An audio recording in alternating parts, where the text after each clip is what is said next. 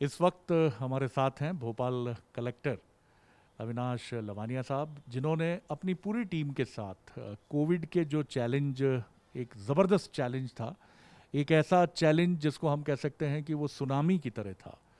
और इस चैलेंज के बीच में भोपाल और इंदौर, ये मध्य प्रदेश के दो ऐसे शहर थे, राजधानी भोपाल और आर्थिक राजधानी इंदौर, जहाँ बहुत ज़्यादा प्रभाव था, इंटेंसिटी बहुत ज़्यादा थी। 2-2 हज़ार पेशेंट एक दिन में मिल रहे थे। और इसके बीच में एक पैनिक था, दवाओं की इंतज़ामात, बेड्स, ऑक्सीजन।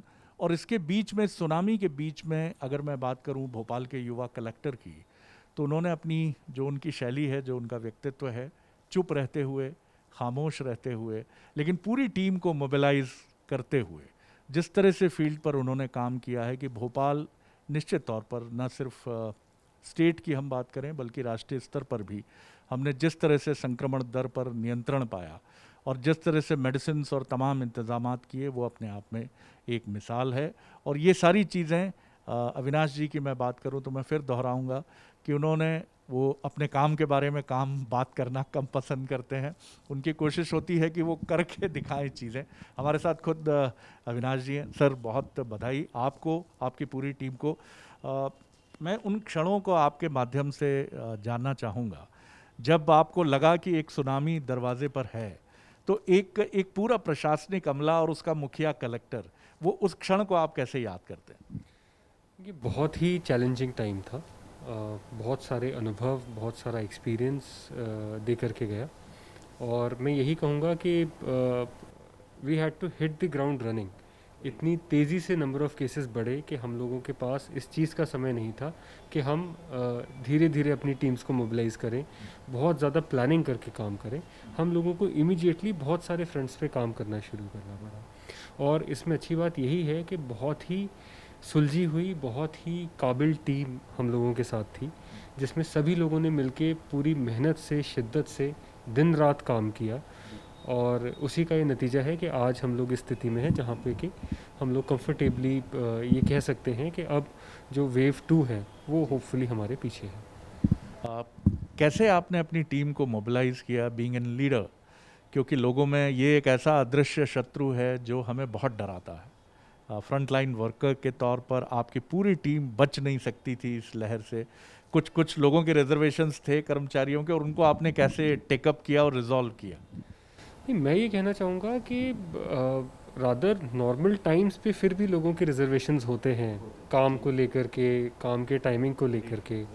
बट जब ये क्राइसिस टाइम आया तो मैं आपको ये बताना चाहूँगा कि प्रशासनिक अमले में एक भी व्यक्ति ऐसा नहीं था जो मेरे सामने आके खड़ा हुआ हो या जिसने ये कहने की कोशिश की हो कि साहब इस समय में मैं कम समय के लिए काम करना चाहता हूँ। हर व्यक्ति पूरे जी जान से जुटा था। मैं ये भी कहूँगा कि ऐसा लगता था कि मानो किसी को ये चिंता ही नहीं है कि उसे स्वयं भी कोरोना हो सकता है। उसके परिवार, जो लोग काम कर रहे थे वो वापस अपने परिवारों में भी जा रहे थे कि उसके परिवार में, उसके बच्चों को, उसके घर में भी लोगों को कोरोना हो सकता है। बिना इस चीज़ की परवाह किए प्रशासनिक अमले के हर एक व्यक्ति ने अपना सर्विस दिया है। और क्राइसिस के टाइम पे एक भी उदाहरण मेरे पास ऐसा नहीं है जिसमें व्यक्ति ने आके मुझे कहा हो कि सर मुझे आप छुट्टी की भी बात करें तो मैं कहूँगा छुट्टी तो छोड़ दीजिए। ऐसा भी उदाहरण नहीं है जिसमें किसी ने, व्यक्ति ने कहा हो कि सर आज रात को 12 बजे से 6 बजे तक मैं अवेलेबल नहीं रहना चाहता जिससे मैं सो सकूँ। लोगों ने दिन रात काम किया है, इसमें कोई शक नहीं है। मैं सोचता हूँ कि बहुत सारे लोग जिनके दिमाग में ये रिजर्वेशन रहता है प्रशासनिक मशीनरी को लेकर, कि ये कई बार एक वल्नरेबिलिटी इसमें नज़र नहीं आती है, उनके लिए ये बहुत एक जवाब है कि किसी ने ये तक नहीं कहा कि साहब मेरी शिफ्ट बहुत हो गई और 12 से 6 में नहीं आऊँगा। कमाल है सर, हेड्स ऑफ है भोपाल की इस टीम को, ज़िला प्रशासन की, जिसने इस तरीके से काम किया। देखिए, अच्छी चीज़ को अप्रिशिएट आप हम नहीं करेंगे तो ये लोग जिन्होंने अपनी जान की परवाह नहीं की है, इन तक ये मैसेजेस नहीं पहुंचेंगे, तो ये भी अच्छी बात नहीं है। सर, बच्चे छोटे हैं, आपके घर जाना, उन चीज़ों को कितने, 18 घंटे काम, 17 घंटे काम, और फिर घर जाना, और छोटे बच्चे जाहिर तौर पर वो पापा के पास आना ही चाहते हैं। तो इसमें कहीं आपने, कहीं एक इमोशनल टर्मोइल भी होता है। इन सारी चीज़ों में मैडम की भी जिम्मेदारी बहुत बढ़ जाती है और उन्होंने बखूबी निभाई ही होगी। नहीं, आई थिंक अच्छी बात यह है कि इवन फैमिली अंडरस्टैंड्स। दे रियलाइज़ कि ये समय है ही नहीं कि इमोशनल टर्मोइल की स्थिति पैदा हो। एंड उस समय वास्तव में स्थिति ये हो जाती है कि आपको काम के अलावा और कुछ नहीं दिखता है। तो घर में भी रादर जाते थे तो सोशल डिस्टेंसिंग का पूरा पालन इंश्योर किया जाता था। I have a very young daughter, तो I would try and ensure that I stay away from her, जिससे कि बाई चांस भी अगर मैं संक्रमित हूँ तो मैं संक्रमण को आगे ना बढ़ाऊँ। एंड इन एनी केस उस दौरान घर जाना ही बहुत कम हो पा रहा था, largely we were on the field. But fortunate part यही है कि इसमें हमको शासन से बहुत बहुत स्ट्रॉन्ग सपोर्ट मिला। जब हमारे ऑक्सीजन की रिक्वायरमेंट्स इतनी तेज़ी से बढ़ी तो शासन ने सब जगह बात करके, माननीय मुख्यमंत्री महोदय ने स्वयं सब जगह प्रयास करके इंश्योर किया कि पर्याप्त मात्रा में ऑक्सीजन हो, चाहे मेडिसिन हो, सभी चीज़ें हम लोगों को रेडिली अवेलेबल हों, यथासंभव हम उन सभी चीज़ों को लोगों तक पहुंचा पाएँ। तो उसने भी हमको बहुत कंफर्ट दिया उस समय जब हम लोग इन सभी चीज़ों से जूझ रहे थे।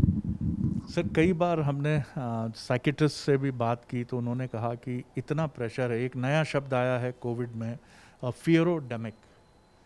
ये एक कुछ अनहोनी की आशंका का विस्फोट है, एक नया शब्द ही क्वाइन किया है, फियरोडेमिक। माफ़ कीजिएगा, आपकी फ्रेटर्निटी के कुछ व्यक्ति ऐसे भी सामने आए, कुछ प्रशासनिक अधिकारी जिन्होंने शायद नियंत्रण खोया, जो भी कारण हो, एक दो केसेस छत्तीसगढ़ से इस तरह की बातें सामने आई। आपको हमने देखा है, तो क्या ये मेडिटेशन है या एक इनबिल्ट आपका स्वभाव है कि हमने कभी आपको किसी मीटिंग में ये नहीं सुना कि इस मीटिंग में आपने नियंत्रण खो दिया? लगातार फ़ोन बज रहा है, सीनियर ऑफिशियल्स, मुख्यमंत्री, ऑक्सीजन की डिमांड, शिकायतें। Actually I think there is only one thing जिसके कारण इस प्रकार का बिहेवियर अवॉइड करना चाहिए, and there is only one thing जिसे सोच के मैं ऐसा बिहेवियर नहीं कर पाता। As a leader of your team, whenever you behave like this, it appears that you have lost control of the situation, and ये स्थिति कभी भी नहीं बनने देनी चाहिए, और यदि हो भी तो भी ये परसेप्शन नहीं बनने देना चाहिए कि you have lost control of the situation. So that is very very important, and losing cool at times is seen, अगर वो नहीं भी है तो भी it is seen as a sign that you have lost control of the situation. और आप क्या ये महसूस करते हैं कि अगर लीडर मुस्कुराता है, उसके चेहरे पे तनाव नहीं है, तो टीम की बॉडी लैंग्वेज बड़ी पॉजिटिव होती है? Definitely definitely, see stressful times तो थे ही, there is no doubt about it, पर उससे भी बड़ी बात यह है कि हर व्यक्ति ऑलरेडी 18-18 घंटे काम कर ही रहा था। जिस व्यक्ति से जो भी संभालते बनता था वो संभाल ही रहा था। तो ऐसे में ये और भी ज़्यादा आवश्यक हो जाता है कि कोई भी डिमोरलाइज्ड फील ना करे, कोई भी बहुत ज़्यादा चिंता के घेरे में ना चला जाए, बिकॉज जब आप बहुत ज़्यादा स्ट्रेस्ड आउट हो जाते हैं तो आप अपनी क्षमता से और कम काम कर पाते हैं। तो रादर अगर स्ट्रेसफुल टाइम है भी तो हम चाहते तो यही है कि हर व्यक्ति पूर्ण क्षमता से लग सके, तो उसके लिए इट इज़ मैंडेटरी कि किसी को भी स्ट्रेस ना हो। तो वी डिड ट्राई दैट। मुख्यमंत्री जी के साथ बड़ा लंबे इंट्रैक्शन हुए और बड़ा हमने ये भी सुना है कि वो भी बहुत खुश हैं जिस तरह से उनके कुछ कलेक्टर्स ने परफॉर्म किया, जिसमें आप भी हैं। और उन्होंने खुले मन से कहा भी है कि प्रशासनिक अधिकारियों ने अपनी टीम के साथ आउटस्टैंडिंग काम किया। मुख्यमंत्री जी की स्पिरिट को आप कैसे देखते हैं और किस तरह से, क्योंकि कलेक्टर्स के साथ ये भी कहा जा रहा है, मध्य प्रदेश में एक सीनियर ब्यूरोक्रेट ने मुझसे कहा कि एक नया रिश्ता और इंटेंसिफाई हुआ है कलेक्टर्स के साथ मुख्यमंत्री का संकट काल। देखिए, ये उनका बड़प्पन है। कितना भी काम हम लोगों ने किया हो, उन्होंने जिस सतत तरीके से कोरोना की मॉनिटरिंग की है, जितना समय उन्होंने लगाया है, मुझे नहीं लगता कि उनके परिश्रम का कोई भी सानी प्रदेश में है। और ये इनफैक्ट उनके ही मार्गदर्शन का और उनके ही निर्देशन का इम्पैक्ट है कि जो ताकत उन्होंने दी बेसिकली, जब बहुत ही ज़्यादा स्ट्रेसफुल टाइम था तब उन्होंने भी हर कलेक्टर को पूरा संबल दिया कि आप आगे बढ़िए, आप स्थिति को संभालिए, कुछ भी होगा तो आपके पीछे मैं बैठा हूँ। एंड आई थिंक वही संबल था जो आगे हम लोग अपनी अपनी टीम्स को दे पाए, जिसके कारण टीम्स ने इतना अच्छा परफॉर्म किया। ये एक बहुत बड़ी ज़बरदस्त बात है कि क्योंकि वो भी एक विनम्र और एक ऐसा चेहरा माने जाते हैं जो बहुत मुस्कुराते हुए और सहज रूप से अपनी टीम के साथ इंटरेक्ट करते हैं। सर, आगे की चुनौतियों का आप कैसे देखते हैं? थर्ड वेव, और ये थर्ड वेव जैसा हम बार बार कहते हैं कि कहीं से पैदा नहीं होती, या उत्तरी या दक्षिणी ध्रुव से नहीं आती, हमारी गलतियां ही इस लहर को जन्म देती हैं। तीसरी लहर बच्चों पर भी कोई इसका आधार नहीं है, लेकिन ऐसा माना जा रहा है कि कहा जा रहा है कि शायद बच्चों पर असर आ सकता है। बहुत अच्छा मध्य प्रदेश में डिसीजन हुआ है, 12 साल से कम उम्र के पेरेंट्स बच्चे जिनके हैं उनको लगेगी वैक्सीन। हमारी आगे की तैयारी क्या है? देखिए, आगे के लिए दो ही विषय हैं जिन पे हमको सबसे ज़्यादा फोकस करना है। अगर हम आम जन की बात करें तो तीसरा विषय सरकार के लिए आता है। सरकार के लिए जो एक विषय है वो है मेडिकल प्रिपरेशंस का, जिस पे सरकार पूरी तरह से लग चुकी है। दो विषय हैं जिसमें कि सभी आम लोगों को बहुत विशेष ध्यान देना है। एक तो है कोविड अप्रोप्रिएट बिहेवियर। यदि हमारा बिहेवियर ठीक रहेगा, यदि हम इस बात को समझ गए हैं कि कोविड अब दुनिया में है और हमें उससे सदैव बच के रहना है, तो हम थर्ड वेव को काफ़ी हद तक बचा पाएंगे, कम कर पाएंगे। हमको कुछ भी नहीं करना है, इतना मतलब कितना सही कहा है कि इससे ज़्यादा सरल तरीका और क्या होगा कि यदि आपने सिर्फ मास्क लगा लिया और सोशल डिस्टेंसिंग का पालन कर लिया तो आप इस बीमारी से बचे रहेंगे। तो सर्वप्रथम तो ये बहुत इंपॉर्टेंट है। And second is the vaccination. सरकार पुरजोर तरीके से सभी को वैक्सीनेट करने का प्रयास कर रही है। 200 से अधिक सेशंस हम लोग रोज़ शहर में चला रहे हैं। यही समय है कि अगली वेव के समय से पहले हम यदि सभी लोगों को वैक्सीनेट कर पाएँ, सभी लोगों ने आगे आके स्वयं को वैक्सीनेट कराया, तो आई एम श्योर कि यदि वेव 3 या तो नहीं आएगी या आएगी भी तो उसके इम्पैक्ट को हम लोग काफ़ी हद तक कंट्रोल कर पाएंगे। जो महत्वपूर्ण दवाएं हैं सर, उनकी क्या उपलब्धता है? अब भोपाल की मैं बात करूं, रेमडेसिविर है, टेसीबी है, या फिर जो ये ब्लैक फंगस के लिए मेडिसिन है, आप कितना देख रहे हैं? सारी चीज़ें अंडर कंट्रोल हैं? निश्चित ही अवेलेबिलिटी आज की डेट में चैलेंज नहीं है इन सभी मेडिसिन का, बट अवेलेबिलिटी से भी ज़्यादा इम्पॉर्टेंट क्वेश्चन है इन मेडिसिन का प्रोटोकॉल। जो एक विषय पुराने कुछ समय में देखने में आया जिसको कि आगे के लिए हमें टैकल भी करना होगा, वो ये है कि इन सभी मेडिसिन के प्रोटोकॉल सेट हैं।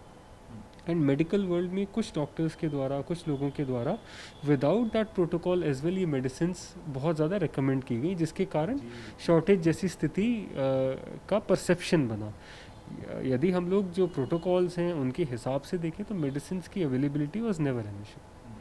सारी चीज़ें नियंत्रण में। कंक्लूड करूँगा सर, कोई ऐसा क्योंकि ये एक बहुत ही अभूतपूर्व घटनाक्रम है जो हमने स्पेनिश फ्लू के बाद पूरी दुनिया ने देखा है। लगभग एक शताब्दी बीत चली है तब हम इसके साक्षी बने हैं इसके। कोई ऐसा अनुभव आपको अपनी टीम के साथ, किसी मेंबर के साथ कोई याद आता हो जिसने आपको भी बहुत किसी भी लेवल पे आपके मन को बहुत छुआ हो? कोई ऐसी बात याद आती हो आपको कि किसी पीड़ित की मदद की बात हो, किसी तक पहुंचना हो, कोई बड़ा डिसीजन हो? इसमें टुवर्ड्स द लेटर एंड जब हॉस्पिटल्स के बिल्स वगैरह बनने शुरू हुए तो ये देखने में आया कि कई प्रतिष्ठानों के द्वारा कई लोगों के बहुत एग्जॉर्बिटेंट बिल्स बनाए गए हैं। और उस दौरान हमारी जो पूरी टीम है उसने सक्रिय होकर बहुत सारे लोगों के जो बिल्स हैं उनको बहुत सब्सटेंशियली कम कराया। जो भी अननेसेसरी राशि थी वो वापस कराई। उसी दौरान की कुछ इंस्टेंसेस हैं जिनमें कि लोगों के जो धन्यवाद के शब्द थे या जो उनकी भावनाएं थी जब उनका पैसा उनको वापस मिला, तो वो बहुत ही मार्मिक एक दृश्य था। क्योंकि ऑलरेडी इस त्रासदी में जहाँ एक ही घर में एक से ज़्यादा लोग भी संक्रमित हो रहे थे, तो इस बात से तो वो परेशान थे ही कि लोग संक्रमित हुए। कोरोना कर्फ्यू के कारण लोगों के बिजनेसेस भी अफेक्टेड थे। तो ऐसे में जो धनराशि की जो इम्पोर्टेंस थी वो और भी ज़्यादा बढ़ गई थी, क्योंकि व्यक्तियों के ठीक होने के बाद भी उनको फर्दर कंफर्ट की और फर्दर चीज़ों की आवश्यकता थी। तो वो एक बहुत ही यादगार लम्हे रहे जब लोगों की मदद का एहसास जो था वो बहुत ही अच्छा था। सर, मैं बहुत धन्यवाद करता हूं और आपको बहुत शुभकामनाएं देता हूं इस बातचीत के लिए। ये थे भोपाल कलेक्टर अविनाश लवानिया जी। बहुत इंपॉर्टेंट बात वो कहते हैं कि लीडर की स्माइल, उसका कूल, उसका शांत रहना, और ये आपको काम करने में बहुत मदद करता है और आपकी टीम में एक ज़बरदस्त कॉन्फिडेंस भी पैदा करता है। भोपाल में इस पूरे 1 महीने से ज़्यादा के दौर में किसी सरकारी मीटिंग में कोई अप्रिय दृश्य की बात सामने नहीं आती है। और जैसा उन्होंने मुझे बताया है, हमें बताया है बंसल न्यूज़ को, कि किसी भी अमले ने, किसी छोटे बड़े कर्मचारी अधिकारी ने ये तक नहीं कहा कि साहब यहाँ ड्यूटीज़ बदल दें, चेंज कर दें, या मैं फेडअप हो गया हूँ, थक गया हूँ। ये लीडर की भी सफलता है और उनके अमले की भी सफलता है। और निश्चित तौर पर पैंडेमिक की ये जो दूसरी लहर थी, ये अब थमती हुई तो साफ तौर पर नज़र आ रही है, लेकिन इसके साथ इसके पीछे की कुछ कहानियां हैं जो सच्ची कहानियां हैं, जिसके एक केंद्र बिंदु कलेक्टर अविनाश लवानिया जी हैं, इनकी टीम है। इन कहानियों को भी ज़रूर याद रखिएगा उस पीड़ा, उस तकलीफ़ के साथ, क्योंकि आपकी हमारी उन पीड़ा, तकलीफ़ और दर्द को कम करने में इस टीम ने अपने को झोंका है, अपने सुख चैन को झोंका है, बल्कि अपनी जान को भी झोंका है, और वो भी विलिंगली और मानवीय स्पर्श के साथ, जो बहुत महत्वपूर्ण बात है। वो याद करते हैं उन लम्हों को जब उन्होंने बहुत ज़्यादा जहाँ बिल बने कुछ संस्थानों में, हॉस्पिटल्स में, तो उनकी टीम ने और उन्होंने खुद जो इनिशिएटिव लिया, तो उन लोगों को जो भारी बिल से परेशान थे, जब उनके पैसे उन्हें वापस मिले तो उनके चेहरे पर जो संतोष था, तो मुझे लगता है कि ये पेंडेमिक से तो हम जीतेंगे ही, ये तो 100% बात है, लेकिन इस पेंडेमिक के बाद जो सरकारी अमला है उसको लेकर, उसके मानवीय स्पर्श को लेकर भी कई ऐसी चीज़ें सामने आएंगी जो हमारे नज़रिए को बदल भी सकती हैं और हमारे भरोसे को इस सिस्टम पर, प्रशासनिक मशीनरी पर, इन युवा कलेक्टर अविनाश लवानिया जी पर, इनकी टीम पर और मजबूत कर सकते हैं। धन्यवाद, शुक्रिया।